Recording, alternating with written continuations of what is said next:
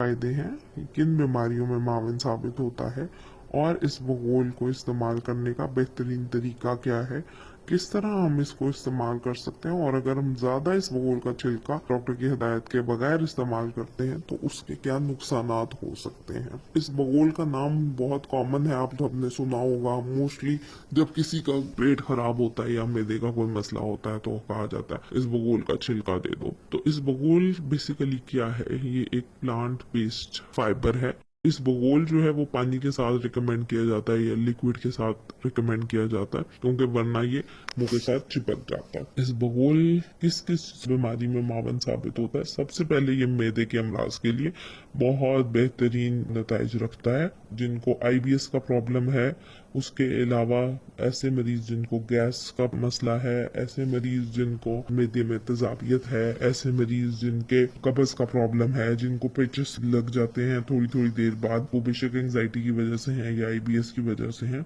या किसी भी किस्म के जो मैदे की और आंतों के अमराज हैं, उनके लिए ये बहुत मावन नताइज रखता है। उसके बाद जिगर के अमराज के लिए जो मरीज शुगर के हैं, दिल के मरीज जिनका कोलेस्ट्रॉल हाई है, उन सब के ऊपर रिसर्चेस हैं कि इस बगोल के बहुत फायदेमंद रिजल्ट्स हैं इसके लिए। जिल्द की खूबसूरती के लिए इस बगोल एक बहुत अच्छी चीज है। इस बगोल को लेने का तरीका ये है कि 5 से 10 ग्राम पर डे से ज्यादा रिसर्चेस ने साबित किया कि इस बगोल का छिलका जो है वो 5 से 10 ग्राम से ज्यादा एक दिन में आपने नहीं लेना।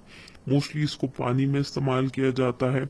वजन कम करने के लिए इस बगोल का छिलका जो है वो बहुत मावन साबित होता है। मैं अपने मरीजों को, क्योंकि पानी में इस बगोल का छिलका इस तरह लेना थोड़ा मुश्किल हो जाता है, तो मैं उन्हें कहती हूँ कि चपाती में आप डाल के ऐड करके ले लें। उससे ये है कि आपकी जो चपाती आप ले रहे हैं उसका फाइबर कंटेंट ज्यादा हो जाता है। जब फाइबर ज्यादा हो जाएगा तो वो फाइबर आपके मैदे में जाके या आंतों में जाके एक तो आपका निजाम को बेहतर करेगा, आपको मोटा नहीं करेगा, कोलेस्ट्रॉल को बेहतर करेगा, और जो आपका प्रोबायोटिक बैक्टीरिया है जो आंतों में पहले से मौजूद अच्छे वाला बैक्टीरिया है, उसकी अफजाइश के लिए बहुत मावन साबित होता है।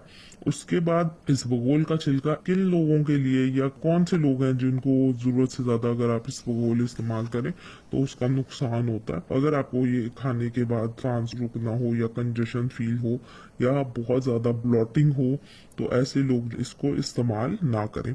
या मैं यही रिकमेंड करूंगी कि इस बगोल का छिलका भी अपने डॉक्टर या डाइटिशियन के मशवरे से इस्तेमाल करें ताकि इसका कोई नुकसान ना हो। बहुत सारे लोग ये गलती करते हैं कि इस बगोल का छिलका ले लेते हैं, लेते जाते हैं, लेकिन पानी का इस्तेमाल उतना नहीं करते।